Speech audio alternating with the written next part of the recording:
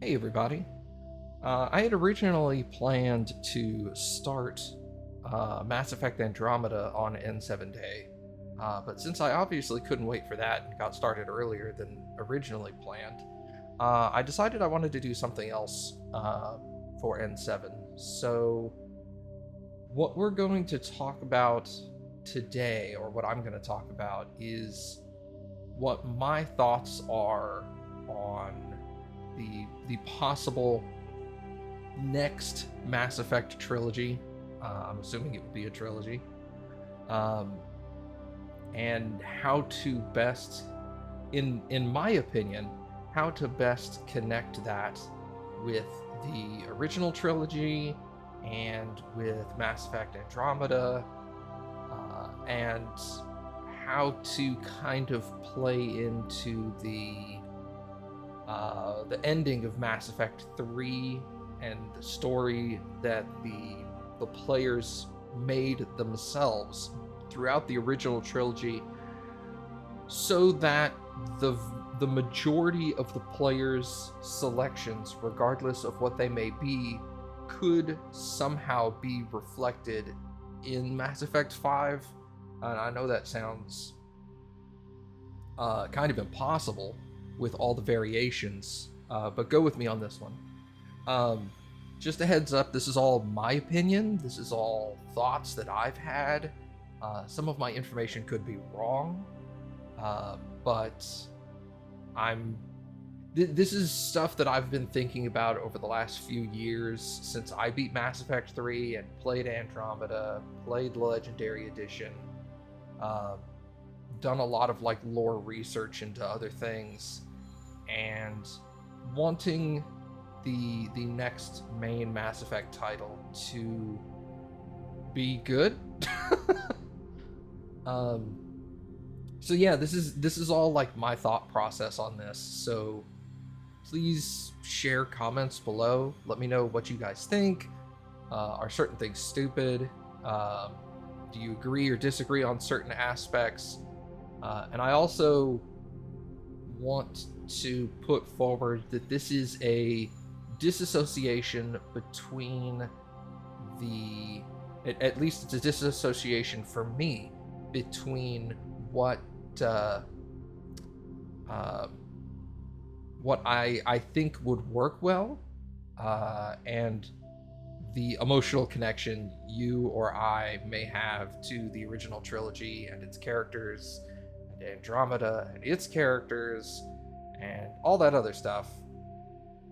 So I was thinking that, for in again, I'm probably going to say this 100 times. In my opinion, the next main Mass Effect title should probably take place in the Milky Way galaxy as opposed to Andromeda, but it should take place 650 some odd years after the end of Mass Effect 3. Um, that would solve quite a few issues in storytelling, considering the fact that almost everybody on the Normandy is going to be dead. Just wipe that slate clean. You know, 99% of all the people we interacted with in the original trilogy are just gone from age. The only crew from the Normandy I could even see possibly being alive would either be Liara, Grunt, and possibly EDI. Obviously, any one of those three could be just removed from the concept based off of like, oh, they died in an accident, or you know, whatever. If they decide like, hey, we do want some characters from the original trilogy, but we only want one or two, so we're gonna have to get rid of a couple. They could just write them out through standard like living processes or whatever. Obviously, that fixes a lot of problems with characters and having to interact with people. I know there's a big section of the community that's like, I want the next game to have Shepard in it, and I'm like, I'll get to that in a minute, but I think that's a bad idea. They're also, I don't really mind if the next game has, obviously the next game should have references to what happened in the original trilogy, and or references to people from the original trilogy. And I think I'd be fine even if they had, say, like a relative or something like that, um, as part of the crew, perhaps, or maybe there's a side mission that interacts with one of the few surviving characters from the original trilogy. But I don't think that any of the original characters should play a significant role in the next game, primarily because it causes a lot of issues in storytelling. They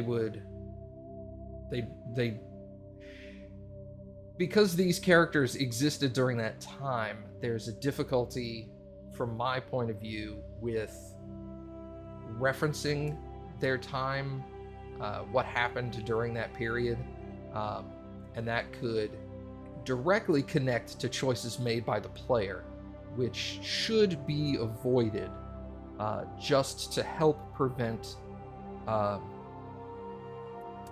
can't think of the right term right now, but help prevent angering a certain section of the player base, because they're like, I didn't do that, but this character said I did, blah, blah, blah. So basically my thought process is that any characters or any of the events should have basically like faded into legend. Like, they're not legends, they're actual history, but you get the idea. Like, people talk about it as though it happened hundreds of years ago, because it did.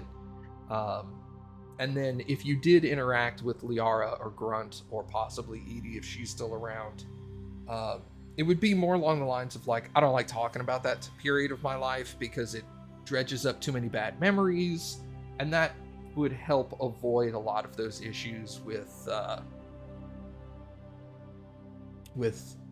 player choices and changing things up and angering parts of the community with that. So that kind of solves one of the big issues that a lot of people bring up, which is like, how do you deal with all the player choices from the original trilogy? And the answer is you just go way into the future where everybody's dead, and then all of the information, all of the details kind of get muddied up, so you don't have to worry about like, let's go over to Ashley or Caden's house and ask them like what happened 3 years ago, you know. It's been 630, 650 years since then. Everybody's dead, basically. And I think that's probably for the best as far as that aspect is concerned. And then what's probably going to be the most controversial part of this is you basically have to decide on what ending the original trilogy ended with, because it's going to be too much of an impact on the future story. Certain endings will, obviously.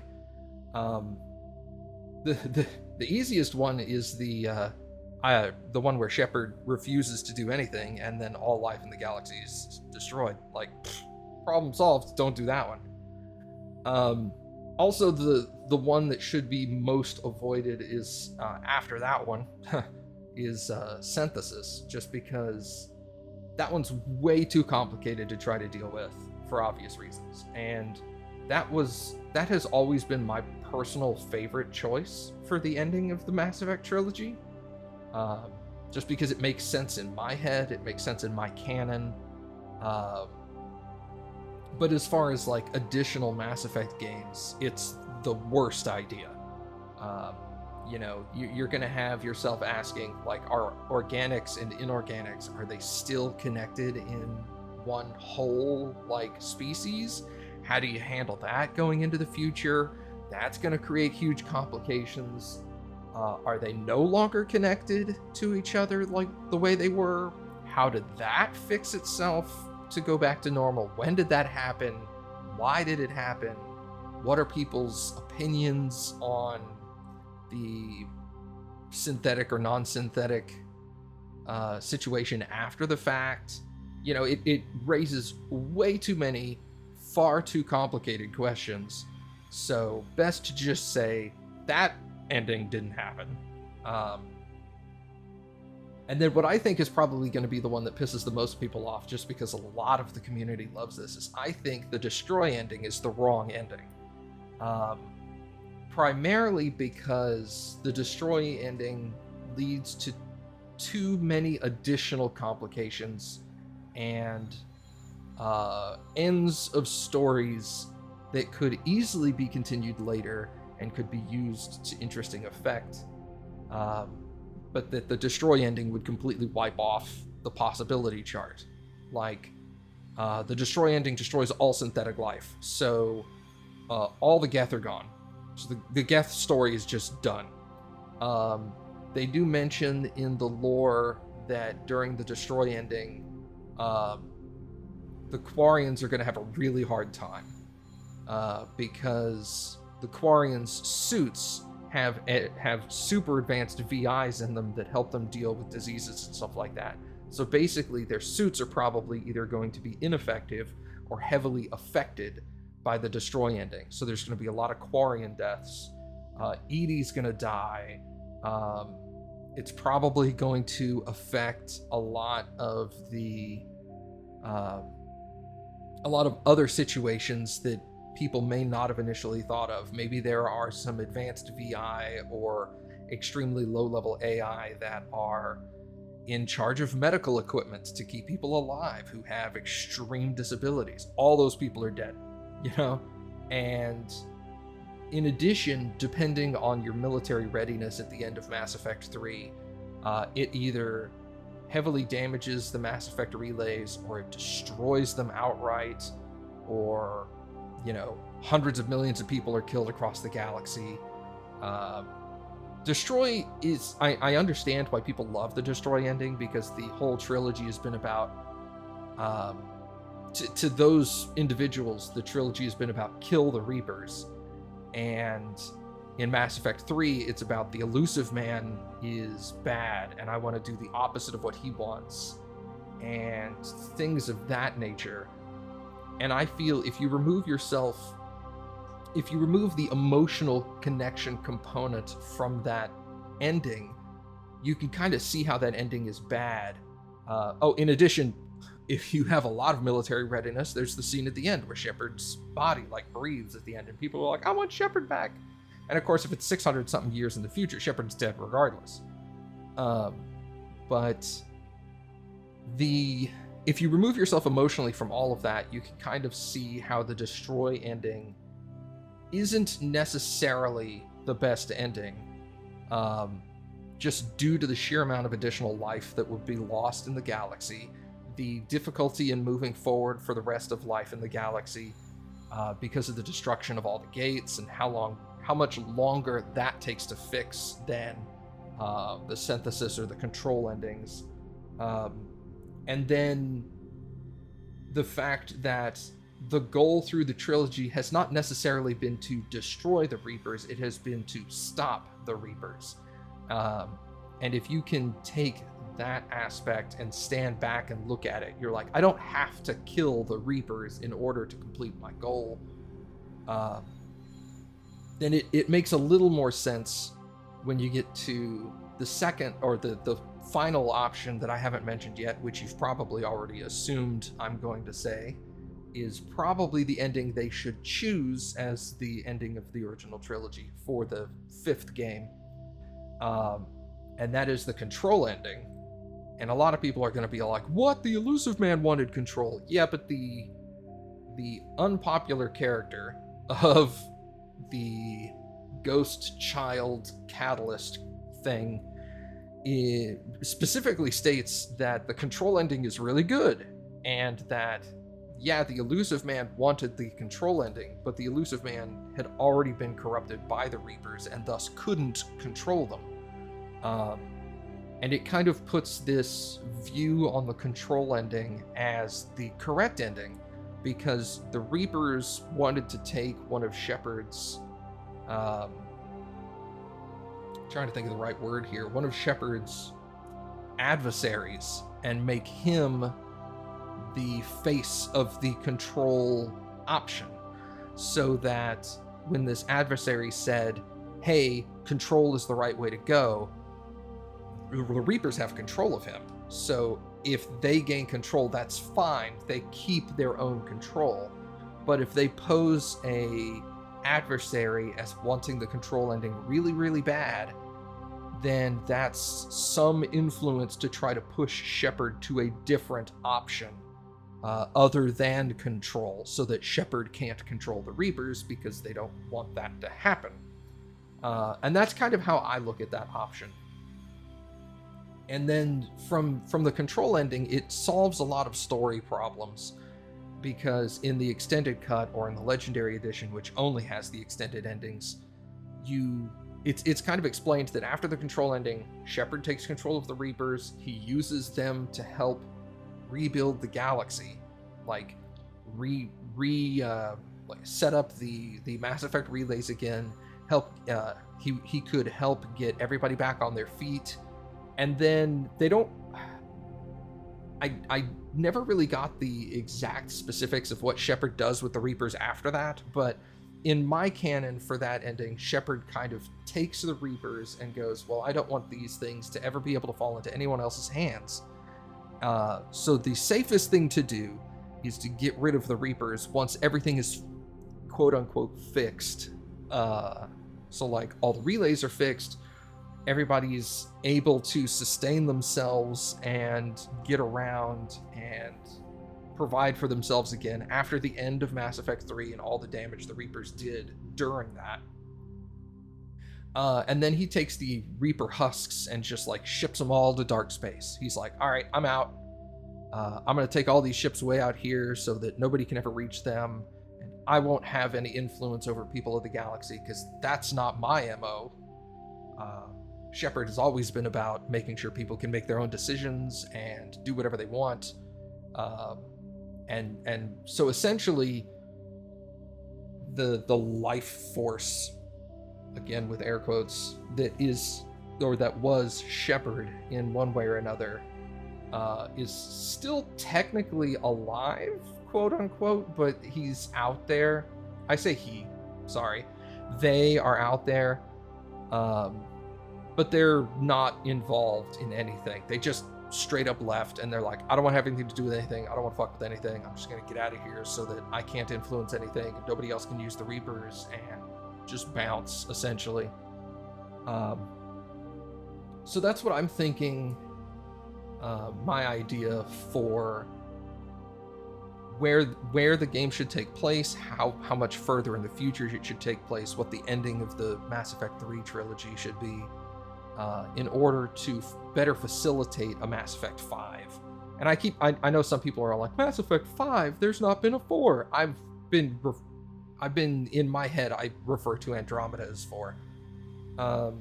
Just to help clarify any confusion there. So in that situation, now we can kind of look at what happened in Andromeda. I'm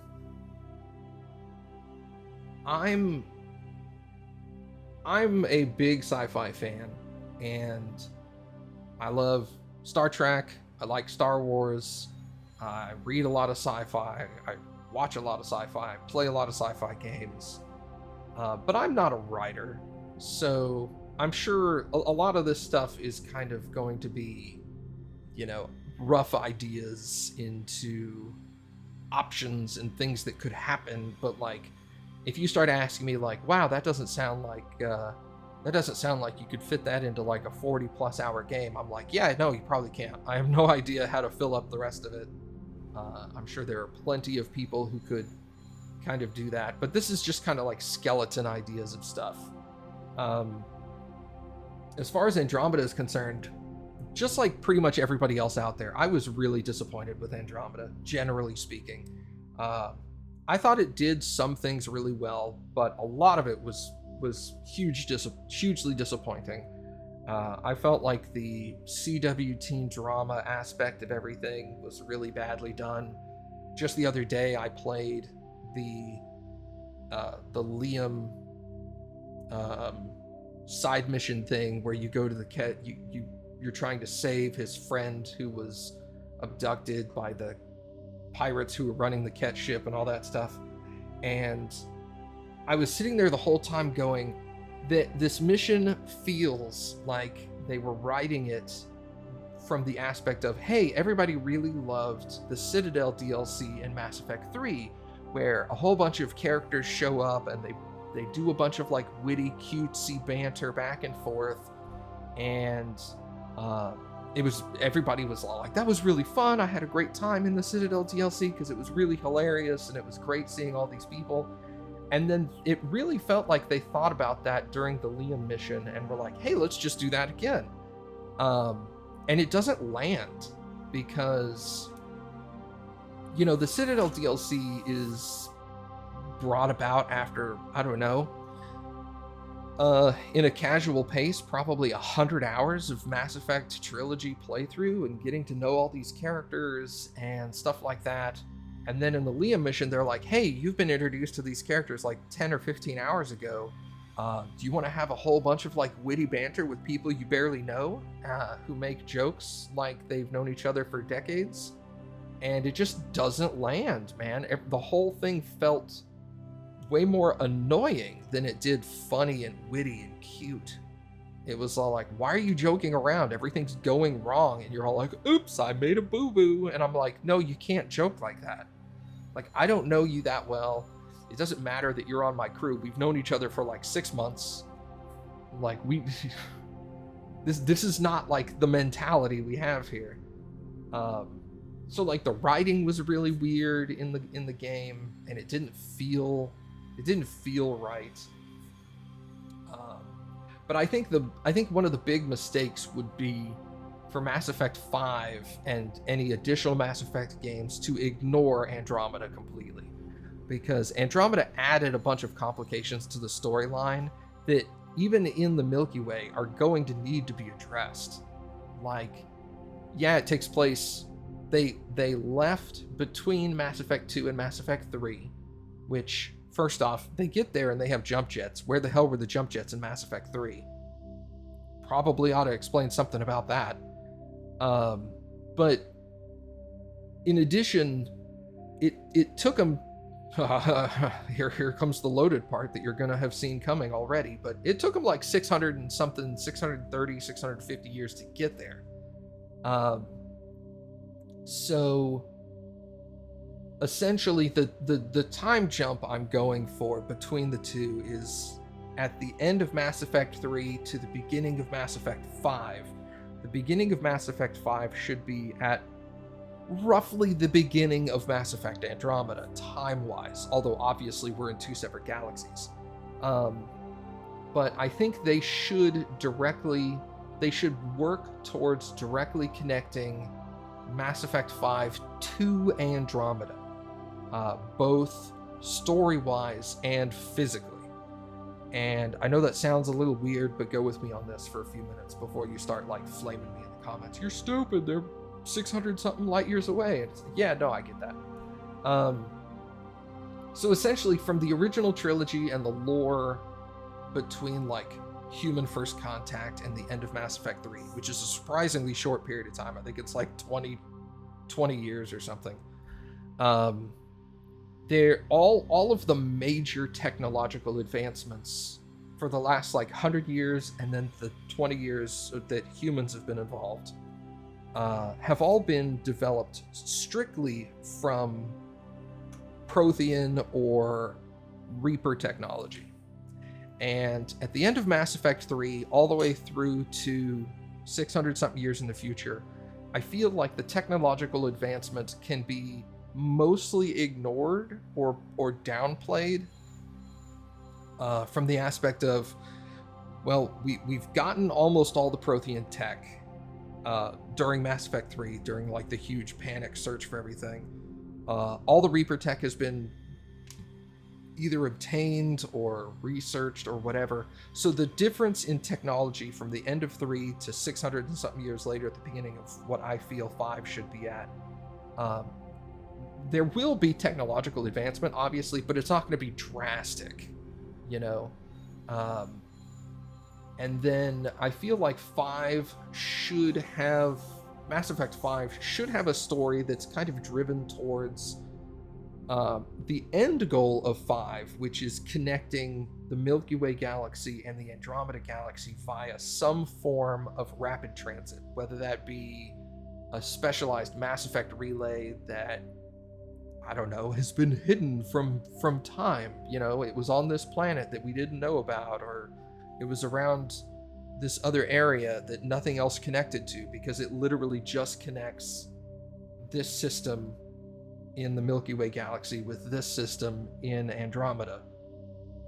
And then they don't connect to the Citadel, or they don't connect to whatever. And it doesn't have to be a Mass Effect relay, because then you'd be like, well, the relays were made by the Reapers. Okay, so it can be some other form of gateway. I don't know. We can, you know, the specifics of that can be ironed out later, but essentially the process of Mass Effect 5 is, you know, introducing you to the new characters, introducing you to a new ship. There's going to be strife or whatever going on, some kind of other storyline that's not galaxy-wide, you know, end of the universe kind of stuff like Mass Effect was. You know, it's not a Reaper threat. Maybe something collector-sized that can be dealt with much more locally.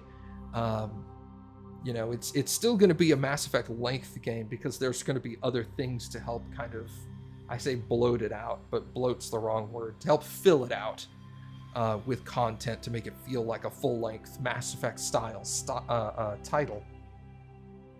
But the end should be some form of gateway or connection or something between the Milky Way and Andromeda, so that when they go through the gate at, I don't know, the end of Mass Effect 5, they go through, they're like, I don't know where this takes us. They go through that gate or whatever it may be, and they wind up in Andromeda. You know, they do some scans and they're like, the stars line up, this looks like Andromeda. And then they can kind of stumble upon somebody from the Initiative. Doesn't need to be the Tempest and the Rider crew. It doesn't need to be anybody specific, but maybe bump into an Initiative ship, or, you know, the gate took you to someplace near Havarl or something. You know, I'm not sure on the specifics there, but essentially Mass Effect 5 is this game that's got its own internal story that leads directly or indirectly to something that connects the two galaxies, and the end of the game is we go through whatever that is with our new Milky Way crew, and we wind up in Andromeda somewhere, and it's a two-way street. Like, now we can go back and forth, and maybe they put in a DLC about that or something, about like interacting with somebody over there for a really quick mission, or the DLC is like us figuring out how to get to the Nexus or whatever. And then it kind of gets muddy from there. Like, what do we do? Oh, one of my other ideas for Mass Effect 5 is there's a species that's mentioned in the original trilogy that we don't ever interact with. The Kirik, which are apparently these insectoid creatures that are biotically sensitive or capable, which is a surprise to like Solarian scientists, because they're like, insects that can do biotics is a little weird. And there were some logs, I don't remember where they were, but there was some information that was basically like Solarians were debating whether they should uplift the Kirik, so that, you know, it's a new species that they can interact with on a regular basis or whatever.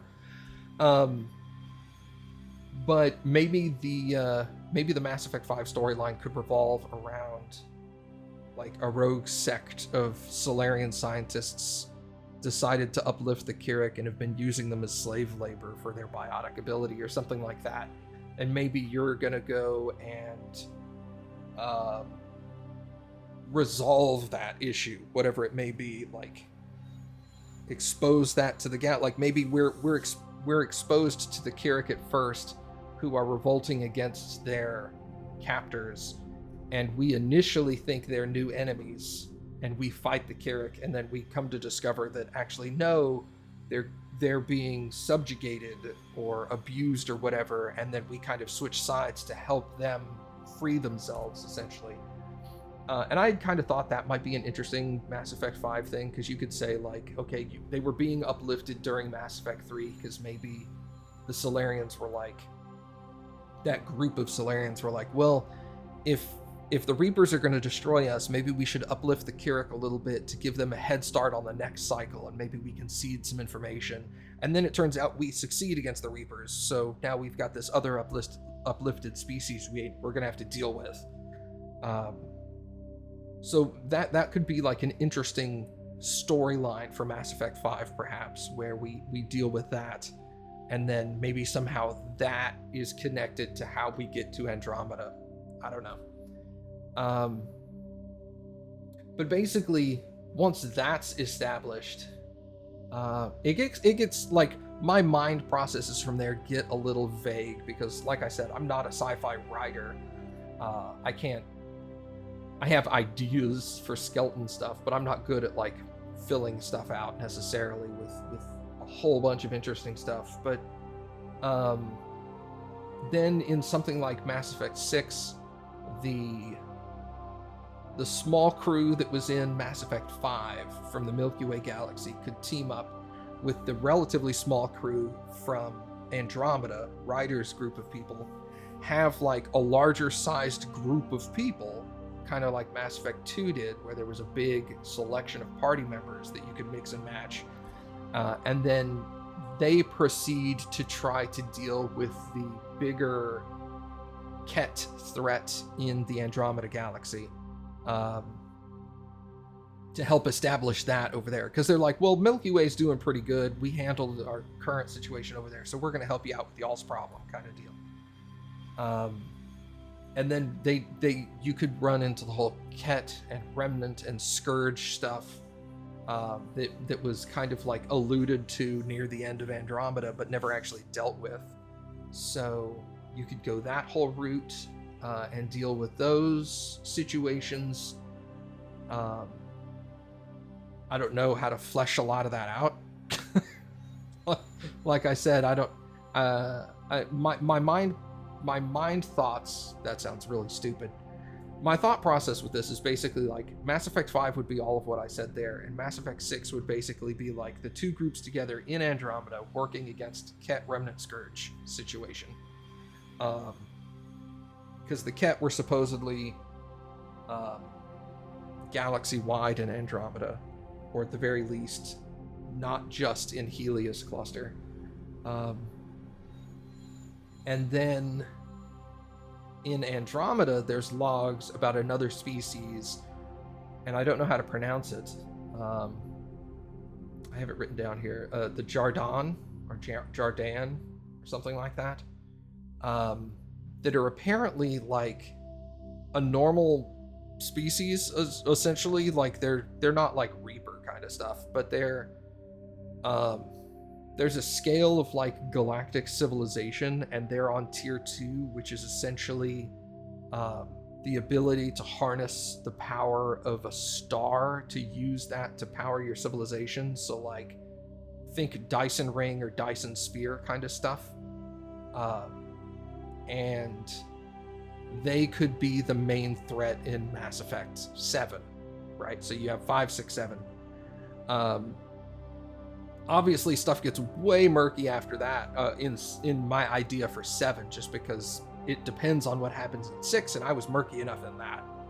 So when you get to 6 and 7, things kind of fall apart. But that was kind of my thought process. Is 5 would be connecting the two storylines so that the timelines kind of line up properly. 6 would be dealing with Ket, Remnant, Scourge kind of situation, and if not resolving that, at least coming to some sort of like understanding there. Like it could be that the Scourge is like dark energy that you can't fix it, but maybe you can kind of like direct it. I don't know. And then 7 maybe is dealing with the Jardan, if they're evil or whatever, or maybe if if the Ket situation is far more complicated, maybe that rolls over into 7. I don't know. And then the Jardan are set up for 8. Who knows? The only huge problem I see with this is in Mass Effect, in the concepts I have for Mass Effect 6 and 7, is how the hell do you move to another section of the galaxy? Like, getting from Milky Way to Andromeda can be explained with a gate or a relay or something similar to that. Some kind of unknown alien technology that just links the two. Boom, you're done. But in Mass Effect 6 and 7, my ideas kind of necessitate they move past the Helios cluster. And in that case, there aren't any Mass Effect relays over there, so how the hell do they deal with that? I don't know. Maybe the ship from Mass Effect 5 has some kind of... Maybe some of the development we've done in the last 600 something years between 3 and 5 have been to like internalize or miniaturize Mass Effect relays to use them in a ship. And maybe the ship in 5 is like one of the first prototypes of that style. Because they're like, oh, we're going to have to get to this side of the Milky Way galaxy, which doesn't have a Mass Effect relay. So it'd be really handy if y'all could get over there and deal with this other group of people because there's no relay over there. So we're going to give you the ship that has the miniaturized relay so that you can travel quickly. And then maybe that's what they use in 6 and 7. I don't know. I didn't really do a whole lot of thought into that, but somebody pointed it out to me the other day in Andromeda. Is they're like, hey, if we're going to expand to more sections of Andromeda in one of the next games, how are they going to do that? I'm like, originally I thought that I didn't understand how they were traveling in Andromeda to begin with, because the galaxy map looks like the shape of a galaxy, so I kept saying in my mind it was Andromeda. And then somebody pointed out, no, it's like Helios cluster. It's like in Mass Effect 2 and 3 when you would jump relay jump into a system, and then you'd fly to the border and like fly over to another solar system like a couple of clicks away or whatever. And I was all like, oh, that all makes sense now. It's confusing because it's not a galaxy map, but the galaxy map on the Tempest is a spiral shape because it's around a black hole, and you're like, okay, well, that's a galaxy. That's Andromeda Galaxy. But anyway, yeah, the way to travel between certain areas of Andromeda is going to be complicated, and it'll have to be dealt with if they go that route. Then they could basically treat Andromeda as kind of like a one-off title or a prequel to that trilogy kind of thing, and just kind of like push it off to the side, not ignore it, because I think ignoring it is a mistake, but rather than trying to make an Andromeda trilogy, they could just like push it off to the side and be like, it's its own thing, it stands on its own, but it leads up to the 5, 6, 7 trilogy. And then again in 6 you could have dealing with, like, maybe you could deal with the Quarian arc that was supposed to show up or whatever, because I know that was supposed to be a DLC for Andromeda that never happened. But yeah, they're definitely going to need a way to connect the Milky Way to Andromeda so that they can kind of flesh out, because there's only 2 races in Andromeda right now, and it just feels wrong. You know, you go to another galaxy and you meet 2 races. Like, there's like countless races in the Milky Way, and there's only 2 in Andromeda for some reason, just because we were lazy and didn't write more. So now you could bring over some of the other, like Volus, Elcor, Geth, Rachni, whatever you want, to Andromeda and be like, hey guys, you can help out over here. Like, there's plenty of planets we can investigate and set people up on. But yeah, those are kind of my thoughts on the concept of moving forward with the Mass Effect story. Um, like I said, a lot of my opinions, I'm sure, are going to be really unpopular with people, and that's totally fine. You know, your thoughts are just as valid as mine, but this is kind of how my mind worked it out, and I'm curious if any of you either agree with what I said, like, oh man, that sounds awesome, or you're like, actually, you've got plot holes here, here, here, and here that you haven't dealt with. Or, you know, obviously there's going to be some people that can't disassociate the emotion of Shepard and the destroy ending and high military readiness at the end of Mass Effect 3, and they're like, Mass Effect 5 should pick up at the end of Mass Effect 3 and Shepard should be alive and all that stuff. And those people are fine too. You know, I don't have a problem with you guys if you're in that camp. It's just I'm not. I don't want Shepard involved at all. That story is over as far as I'm concerned. And I would be happy to move on to another story. But yeah, let me know what you guys think. What'd you think of some of my ideas? Do you have any of your own that I didn't cover? Anyway, thanks for hanging out. I really appreciate it. And I will see you guys later.